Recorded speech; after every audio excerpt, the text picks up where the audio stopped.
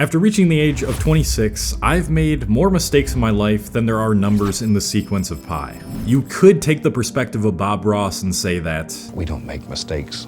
We have happy accidents. But what good would all this knowledge that I've accumulated be if I didn't teach the lessons that I've learned to you guys? If I had known what I know now when I was younger, I would have saved myself so much time, money, energy, and my joy for life would have been so much greater. So let me go over the 5 biggest lessons that I've learned in what many people consider to be the defining decade of your life. Pull up your Notion or your notebook. There's going to be a lot of notes that you should be taking in this video.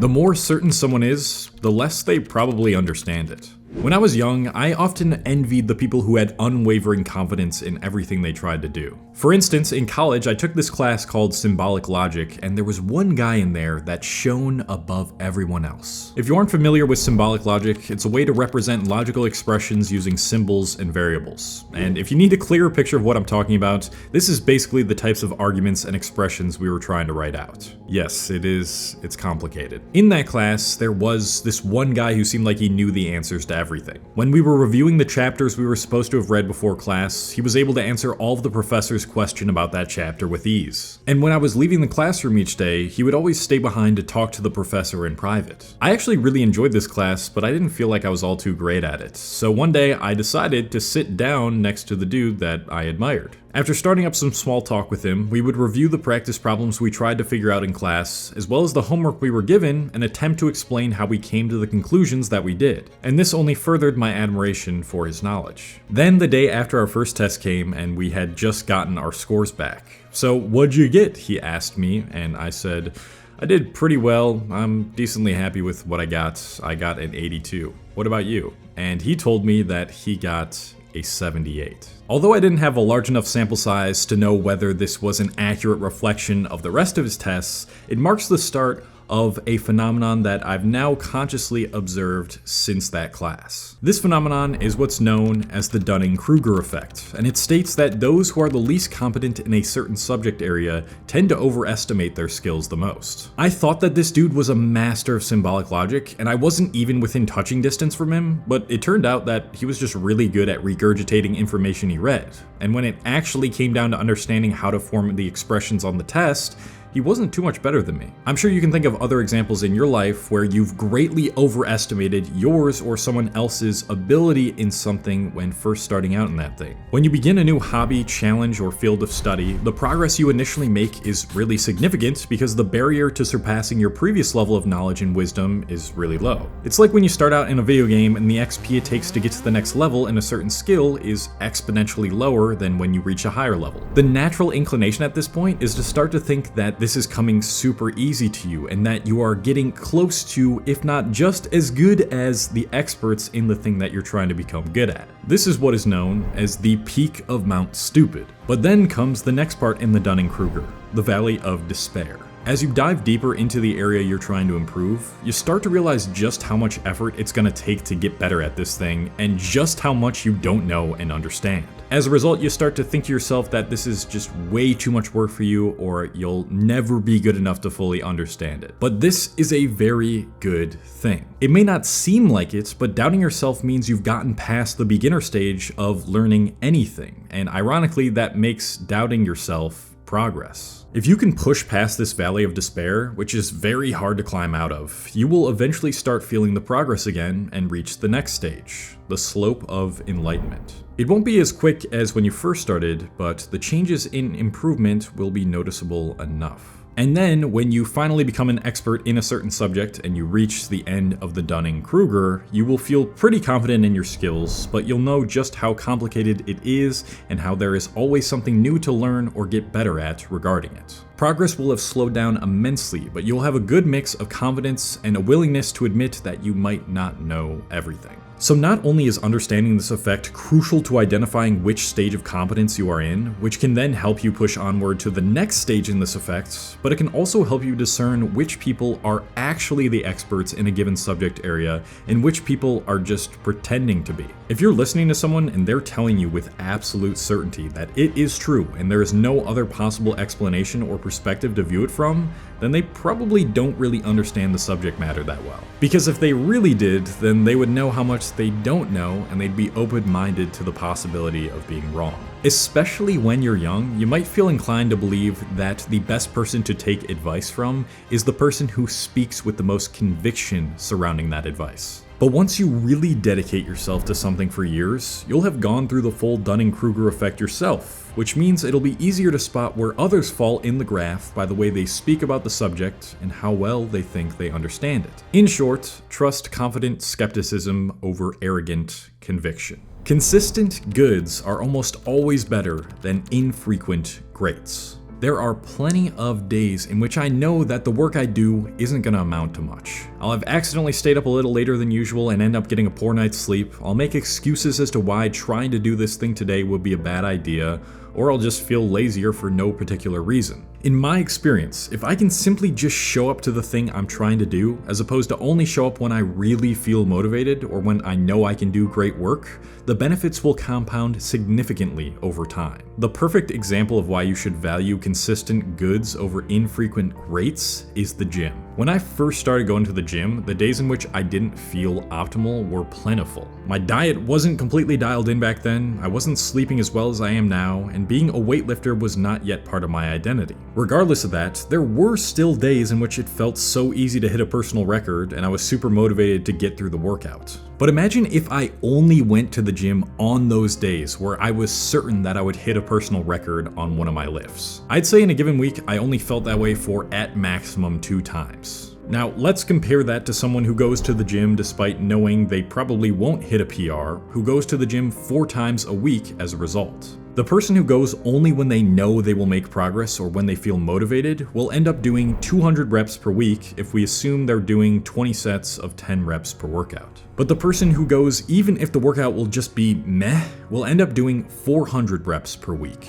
If we scale that through an entire year, that is 10,400 more reps per year. And when you look at it that way, it's obvious that 20,800 reps per year is going to produce a drastically higher amount of progress in terms of both muscle and strength than the person who only does 10,400 reps per year, even if every single time they work out, they're hitting a PR. As a human being, truly exceptional days are far and few in between. And if you are waiting to do something only when you know you can produce 100% effort in it, then it's only going to hurt you in the long run. Now, here's the most interesting part that I've discovered about this phenomenon. If you keep showing up frequently on those good or meh days, you'll come to find that once you're in the middle of the work, they actually end up turning into great days. Just yesterday, I was contemplating whether I wanted to work out or not because I knew that no PRs would be hit because the night before I had a really bad night's sleep. But I knew that if I just put the reps in, took action, and made my body move, it'd be so much more beneficial to me than another full day of rest. The workout started off as I expected. I wasn't terribly weak, but I wasn't lifting any heavier than I did the last upper body workout that I did. But then the unthinkable happened. I was 3 sets into my pull-ups, and I actually felt more strong in my back than I usually do. And as a result, I ended up doing about 5 more reps total, which was a personal record. Had I just waited until the next day, I don't know whether I would have hit those 5 more reps, even if I did have a much better night's sleep than the night before. If you really observe and reflect on the work you put in on your meh days, you too will come to find that many of those days that started out meh will turn into more total great days per year than if you only showed up when you knew you were going to be great. Funny how that works. So just do something. You don't have to expect a ton from yourself or do something incredibly outrageously successful. Just put in at least a few reps, whatever that means, whatever work you're doing. Because that is where the greatness you're trying to build truly lies. I know how difficult it can be to feel any sort of motivation to do something positive that will bring you more fulfillment in the future. When you're going through so much at once, juggling all of life's suffering and hardships, finding that spark of meaning can feel like trying to find a needle in the haystack. But something that has helped me to better understand my emotions and find solutions in the past is speaking with a therapist. Just having a safe place to talk about my issues without judgment and hear feedback from a professional who can help guide me to a more thorough understanding of myself and my goals has been immensely valuable for my self-improvement journey. And that is why I want to talk to you guys about today's sponsor, Betterhelp. BetterHelp's mission is to make therapy more affordable and more accessible, and this is a really important mission, especially when there's very limited options depending on where you live. BetterHelp is all remote and all online, and all it takes to find a therapist in as little as a few days is filling out a few questions on their website. It's super easy to sign up and get matched with a therapist, and if you find that you aren't really vibing with the therapist that they match you with, you can change your therapist at no additional cost without having to change your insurance or anything else that comes with traditional offline therapy. So if you're ready to try out therapy today, you can go to the link in my description, which is betterhelp.com/Cole. That is betterhelp.com/Cole. That link helps support my channel, but it also gives you guys 10% off your first month so you can connect with a therapist and see if it helps you. And I have a feeling it will, because BetterHelp recently sent me testimonials from my own viewers who ended up signing up after seeing one of my videos, and hearing how much the platform has helped you guys is just awesome. So check it out at betterhelp.com/Cole.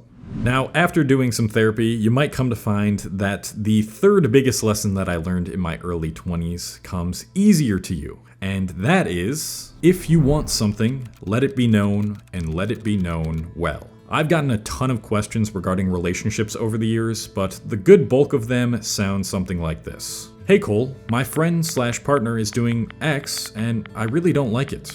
What should I do? Well, you have to do what most people are either too afraid of doing or don't know how to do effectively, and that is to communicate your wants and needs in a mature way. The first 20 years of my life could best be summed up by never getting what I truly wanted because I was too afraid of judgment and loss. I'm gonna be honest, when I was in high school, I felt like I was the most sensitive out of all of my friends. It's really common for young guys to roast each other as a way of bonding, and after all, we aren't taught how to actually cheer each other on, as that is seen as gay, but pretty often my friends would say something that would really hit one of my insecurities. I didn't feel well respected, and the way that they would treat me through their actions would reflect that sometimes as well. And I knew that I could speak up and do something about it, but that would run me the risk of getting roasted and being called soft. As I get older, I'm realizing more and more just how much I shouldn't put up with bullshit like that. Cause here's the bottom line. It is so much better for your well-being to only have a few friends who are willing to listen to your feedback and actively do something to change than to have a ton of friends who you let disrespect you just so you can never feel what it's like to be alone.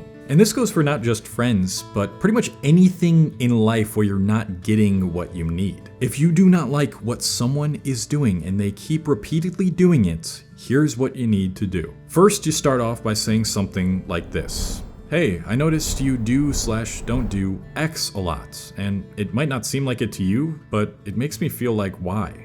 I would appreciate it if you could do Z instead. That 2-sentence structure would probably solve 80% of your platonic and romantic relationship problems right now, because most people are completely oblivious to how they are treating you poorly until you make it known to them. And a lot of y'all simply just expect the other person to figure out what is wrong without explicitly telling them what is wrong, and then you wonder why you're not getting treated the way you want to be treated. When you say this sentence to them, it's going to produce one of several responses, and their response will determine what you should do with your guys' relationship moving forward. If the person says something like, oh, I didn't realize that. I'll do my best to stop/get better at doing Z in the future.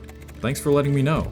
Or they say, can you give me more examples of what you're talking about so I have a better understanding of what I can do better? Then congratulations, your partner or friend is an emotionally mature person who cares about you. Nothing more is needed on your end right now. It may take you a few more times of mentioning the behavior to them until they actually start doing something about it, and that's totally normal. But if they keep saying they're going to and they haven't after you've told them countless times, and it's something that you really value or look for in a relationship, then it might be time to let them go. The next possible responses are definitely not as favorable, with the first being that they could say something like, you're overreacting. It's really not as big of a deal as you're making it out to be. This is a common form of gaslighting, which is someone that's trying to convince you that you are the one that's in the wrong. 9 times out of 10, this is a sign that this person is incapable of being receptive to another person's wants and needs, and that continuing being in a platonic or romantic relationship with them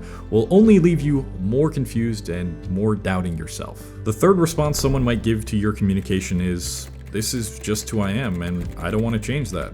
Sorry. I would say that in most cases, this is a respectable response. The person probably has a decent level of self-awareness and that they know that this is just a part of who they are and they don't want to change that. You might be under the impression that improving upon or changing the thing that you want changed would be better for both of you, and you might be right. But if they can't meet your needs and wants, then it's probably not going to work out in the long run. You should probably just let go of them. I'm sure there's more responses than the 3 ones that I just listed out, but these are probably going to be the most common that you will encounter. This expression of your feelings and your true wants and needs is like a muscle. And the sooner you build this muscle, which will be very difficult to do at the start, the more people will respect you for speaking up, and the healthier and more aligned all your relationships will be. You cannot both hate someone and understand them at the same time. Sort of. This exact statement is something I first heard from the entrepreneur Alex Hormozy, but it's not the first time I've had a similar idea in my head. When you're young and you're first trying to navigate the world, you don't want to accept how many awful atrocities lie within the human experience. You meet these people who irk you to your absolute core, and you say to yourself, how could they possibly think or act that way? This person is stupidly terrible. But your hatred towards someone can teach you far more about yourself than the person you're hating. And I'm gonna give you 2 different examples to show you why. When I was a teenager, I used to really not like people who could be clever and witty on the spot and easily grab the attention of everyone in the room. I'd say things to myself like, this dude's such a show-off, he has such a big ego and all he cares about is himself, that's why he feels the need to speak all the time. I hadn't realized it at the time, but that trigger was a sign to me. A sign that I felt inadequate in this area of my life and had felt this way since I was a child. I've always been a pretty shy and quiet person, and because I couldn't speak confidently for most of my life, I was ashamed in my inability to be witty and clever. This then projected itself outward when I had met someone who had the talent that I always wanted but never felt good enough to do. And it wasn't until I fully accepted the fact that I am introverted and I don't talk much, and that's okay, that my hatred for those types of people started to lessen. Which means that what triggered me about this person is what I couldn't bear to handle about myself. Think of some instances in which you've gotten really triggered by something someone does, how they think, or the way they speak, and then ask yourself, why does this trigger me so much? Is there something about this related to me that I actually can't stand about myself? The more that you become aware of your triggers and see the ways you are projecting your insecurities and traumas onto others, the more you will become friends with the parts of yourself that you've been repressing since childhood. Either that, or you will start to identify more of the parts of yourself that you want to improve upon and improve upon them, as I did with my communication skills after learning that about myself. The next example is how I always used to really dislike people who had a different opinion than me and had beliefs that I just could not agree with. For instance, when I first got into veganism and being on a plant-based diet, I would frequently get triggered by people who tried to defend the argument that eating animals is fine. You could even say that I was in the peak of Mount Stupid in the Dunning-Kruger effect, and that I was overly confident in how much I knew about veganism. But after enough experience, and most notably this dude that I talked to at a creator event a few months ago, I now understand why people think eating meat is okay. This guy, who I'm gonna keep unnamed, of course, had been dealing with chronic tiredness, low energy, and insomnia his whole life. He had tried every diet you could think of, from paleo to keto, and even plant-based, but the only diet that allowed him to actually start functioning somewhat normally was the carnivore diet. If this was when I first started being plant-based around 6 years ago, I would have thought to myself, this makes absolutely no sense what this guy is doing. The plant-based diet has helped improve my health and my energy levels significantly.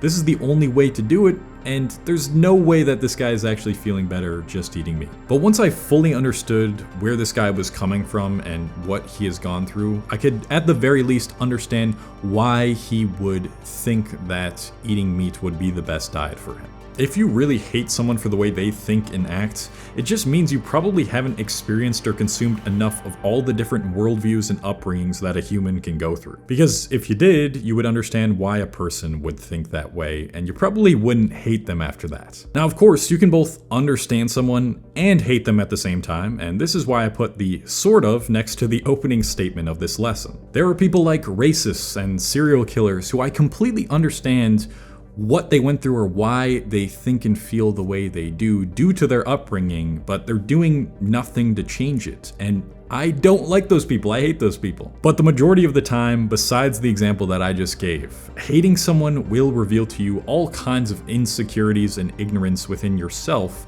that you need to work on. So start paying more attention to that type of reaction. And lastly, number 5, this is a great way to end the video. I think it's very fitting to be number 5. Hedonic adaptation will rule over your life. And that's okay. I am so incredibly grateful for the life that I've created so far. If you would have told me 6 years ago when I first started this channel that I'd have 600,000 subscribers and millions of views, I would have called you completely delusional. But I can confidently say at this point that I have in fact achieved everything that I previously dreamed of. And since I have crushed even the largest goals that I have set for myself, I can tell you with certainty that I still always want more. The first week or so after hitting a huge milestone feels great. I feel like I'm on top of the world and I'm so much more joyful in my day-to-day activities. But no matter how big the goal or how large the prize is, eventually that joy fades away. This is what is known as hedonic adaptation. It's the notion that after positive or negative events and subsequent positive or negative feelings,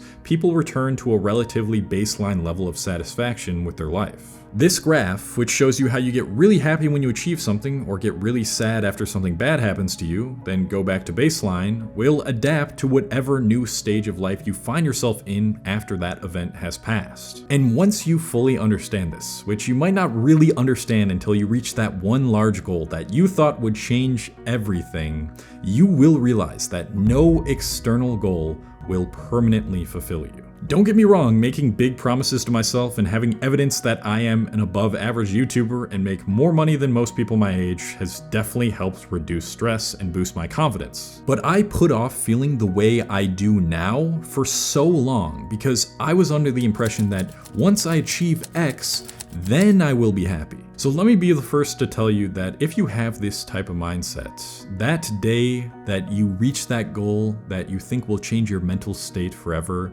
will never come. Because of humans' innate desire to adapt to their current circumstances, those positive feelings will always wear off shortly after you get the thing. Upon hearing this, you might understandably be thinking to yourself, well, what's the point of pursuing anything at all then? If I'm just gonna feel the way I do right now when I get what I thought I wanted, why not just stay the way I am? And if you are thinking that way, then you're missing the point entirely. What I now realize after achieving my dreams is that, more than anything, what brings me the most long-term fulfillment in life is the anticipation of potentially reaching those goals. Being in the process of becoming better, of visualizing a life of more abundance and taking the necessary steps to get there, even when I know that more abundance will eventually not feel like more abundance, is the state in which I love being in the most. This is why I'm constantly repeating the phrase, if you are in the process, you have already made it, because nothing is gonna feel as good as those long days spent arduously working day and night on that hobby or skill or career you get better at.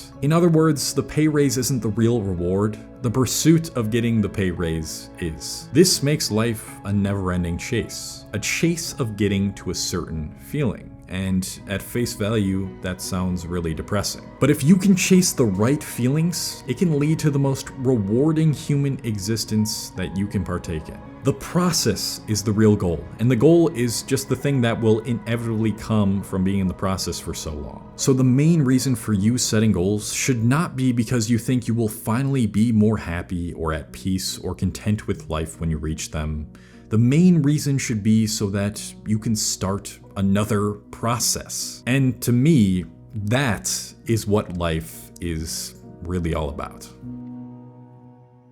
Thank you very much to all my patrons on Patreon. This is where you can talk to me over the phone, one-on-one. If you want to check that out, link in the description. And if you're having trouble finding goals to set and you just want to get some more general self-improvement advice, check out my whole playlist that I have here. Should help you a lot. And I'm signing off. Thank you guys for watching till the end.